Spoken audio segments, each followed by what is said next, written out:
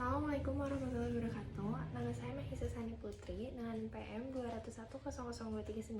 Di sini saya akan mempresentasikan proposal saya yang berjudul Fenomena Penelantaran Terhadap Anak yang Terabaikan oleh Orang Tuanya di Kota Bandung ditinjau dari Undang-Undang Nomor 39 Tahun 1999 tentang Hak Asasi Manusia. Topik yang akan saya bahas yang pertama adalah latar belakang, yang kedua identifikasi masalah, yang ketiga tujuan penelitian, yang keempat kegunaan penelitian, yang kelima kerangka pemikiran, yang keenam metode penelitian, dan yang terakhir sistematika penulisan dan outline. Topik pertama yaitu latar belakang. Anak merupakan karunia Tuhan yang mesti dilindungi dan dijaga hak-haknya sebagai manusia. Tentunya anak mempunyai sesuatu yang bisa mempertanggungjawabkannya, yaitu negara, serta yang berkewajiban untuk membimbing serta mendapatkan hak-haknya secara utuh, yaitu keluarga dan masyarakat. Undang-Undang Nomor 39 Tahun 1999 tentang Hak Asasi Manusia, undang-undang mengenai HAM ini menjadi jawaban atas kebutuhan masyarakat Indonesia baik di tingkat nasional maupun internasional. Sebagaimana disebutkan pada dasar pemikiran Undang-Undang Nomor 39 Tahun 1999 pada poin D, bahwa bangsa Indonesia sebagai anggota Perserikatan Bangsa-Bangsa serta sebagai instrumen internasional lainnya mengenai hak asasi manusia yang telah diterima oleh negara Republik Indonesia. Lalu topik kedua yang akan saya bahas yaitu identifikasi masalah. Pertanyaan pertama, bagaimana perlindungan hukum terhadap anak yang punya potensi terlantarkan? Yang kedua, mengapa dapat terjadi penelantaran anak di Kota Bandung? Yang ketiga, bagaimana cara penyelesaian kasus penelantaran anak di Kota Bandung? Lalu topik keempat yaitu tujuan penelitian. Tujuan penelitian yang pertama yaitu untuk mengetahui bentuk perlindungan hukum terhadap anak. Yang kedua, untuk mengetahui dan menganalisis mengapa anak-anak di Kota Bandung banyak sekali yang ditelantarkan oleh orang tuanya. Yang ketiga, untuk mengetahui bagaimana cara penyelesaian kasus penelantaran anak di Kota Bandung. Lalu, topik kelima yang dibahas adalah kegunaan penelitian. Yang pertama, kegunaan teoritis. Kegunaan penelitian secara teoritis dan penelitian yang saya teliti diharapkan agar dapat mengembangkan ilmu hukum dan untuk meningkatkan pemahaman di bidang hukum. Lalu, kegunaan praktis. Kegunaan penelitian secara praktis, penelitian ini bermanfaat terhadap penulisan hukum dan dapat bermanfaat juga untuk masyarakat, terutama instansi Komisi Perlindungan Anak. Lalu, ada topik tentang kerangka pemikiran.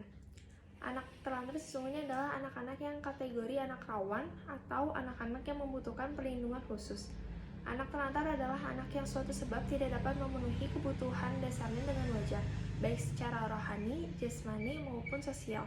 Di dalam Undang-Undang Nomor 39 Tahun 1999, yaitu tentang hak asasi manusia, berdasarkan undang-undang tersebut menjadi dasar akan hak yang melekat pada hakikat dan keberadaan manusia sebagai makhluk ciptaan Tuhan Yang Maha Esa dan merupakan anugerah yang harus dihormati.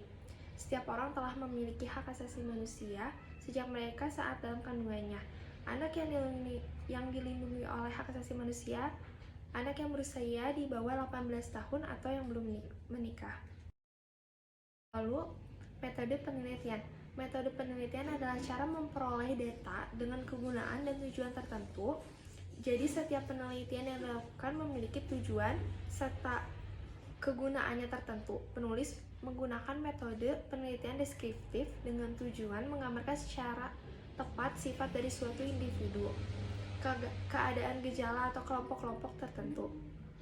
Di dalam metode penelitian terdapat spesifikasi penelitian, yaitu dalam penyusunan penulisan skripsi ini, penulis menggunakan metode penelitian deskriptif analitis.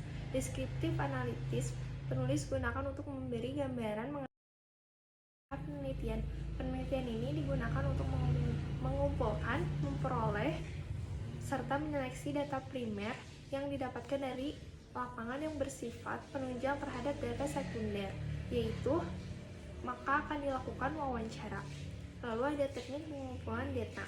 Teknik pengumpulan data merupakan proses yang bertujuan untuk mendapatkan data yang berkaitan dengan penelitian ini. Wawancara yaitu teknik pengumpulan data secara langsung dengan mengadakan wawancara pada instansi serta pengumpulan berbagai bahan yang berkaitan dengan masalah yang akan kami bahas atau saya bahas. Lalu ada alat pengumpulan data. Alat pengumpulan pengumpulan data penelitian kepustakaan berupa tindakan yang sistematis, yaitu inventarisasi terhadap bahan hukum baik primer, sekunder, maupun tersier. Lalu alat pengumpulan data penelitian lapangan berupa daftar pertanyaan dari identifikasi masalah, alat tulis, alat perekam, kamera, handphone, laptop, serta penyimpanan data utama, serta alat pengetikan. Lalu ada analisis data. Analisis data dalam penulisan ini dilakukan terhadap data sekunder secara kuantitatif. Lalu lokasi penelitian.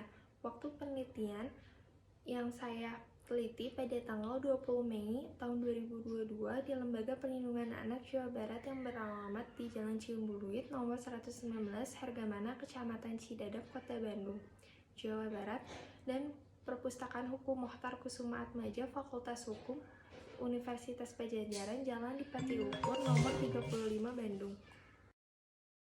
Lalu ada sistematika penulisan. Pada bab 1, pendahuluan. Pada bab ini penulis akan menguraikan latar belakang penelitian, identifikasi masalah, tujuan penelitian, kegunaan penelitian, kerangka pemikiran, dan metode penelitian.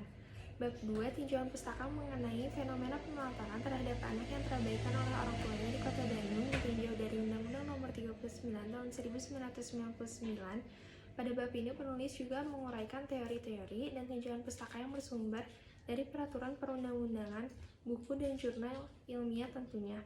Tinjauan pustaka ini digunakan sebagai pedoman untuk menjawab permasalahan hukum yang penulis angkat dalam penulisan hukum ini. Lalu ada dampak fenomena penelantaran terhadap anak yang terabaikan oleh orang tuanya di Kota Bandung ditinjau dari Undang-Undang Nomor 39 Tahun 1999 tentang hak asasi manusia. Lalu pada bab 4 ada analisis mengenai fenomena penelantaran terhadap anak yang terabaikan oleh orang tuanya di Kota Bandung ditinjau dari Undang-Undang Nomor 39 Tahun 1999 tentang hak asasi manusia. Pada bab ini akan menguraikan hasil dari penelitian hukum mengenai permasalahan dalam penelitian ini sebagaimana telah diuraikan di dalam identifikasi masalah. Lalu yang terakhir bab kelima yaitu bab penutup. Pada bab ini berisi kesimpulan dan saran terhadap hasil dari penelitian ini. Lalu ada outline. Bab 1 pendahuluan yang terdiri dari latar belakang penelitian, identifikasi masalah, tujuan penelitian, kegunaan penelitian, kerangka penelitian, metode penelitian, dan sistematika penulisan dan outline. Lalu ada bab 2, tinjauan pustaka mengenai fenomena penelantaran terhadap anak yang terabaikan oleh orang tuanya di Kota Bandung ditinjau dari Undang-Undang Nomor 39 Tahun 1999 tentang hak asasi manusia, yang terdiri dari poin pertama, penelantaran anak. Yang pertama, pengertian anak. Lalu yang kedua, peraturan perundang-undangan berhubungan dengan hukum tentang anak. Lalu poin kedua, Undang-Undang Nomor 39 Tahun 1999 tentang hak asasi manusia. Yang pertama, pengertian hak asasi manusia. Yang kedua, kajian yang terkandung di dalam undang-undang tersebut. Lalu bab 3, dampak fenomena penelantaran terhadap anak yang terabaikan oleh orang tuanya di Kota Bandung ditinjau dari Undang-Undang Nomor 39 Tahun 1999 tentang hak asasi manusia. Poin pertama, uraian mengenai situasi dan kondisi penelantaran anak di Kota Bandung berdasarkan tinjauan dari Undang-Undang Nomor 39 Tahun 1999. Lalu poin kedua, uraian mengenai hasil wawancara dengan Pengadilan Negeri Bandung dan Lembaga Perlindungan Hukum Anak. Lalu bab 4, analisis mengenai fenomena penelantaran terhadap anak yang terabaikan oleh orang tuanya di Kota Bandung ditinjau dari Undang-Undang Nomor 39 Tahun 1999 tentang hak asasi manusia. Poin pertama, dampak maraknya penelantaran anak di Kota Bandung berdasarkan tinjauan dari Undang-Undang Nomor 39 Tahun 1999. Lalu bab 5, penutup, yang terdiri dari kesimpulan dan saran. Lalu yang terakhir, daftar pustaka yang saya ambil dari sumber buku, sumber peraturan perundang-undangan, dan sumber lainnya. Terima kasih, sekian presentasi dari saya. Mohon maaf apabila ada kata-kata yang kurang berkenan. Wassalamualaikum warahmatullahi wabarakatuh.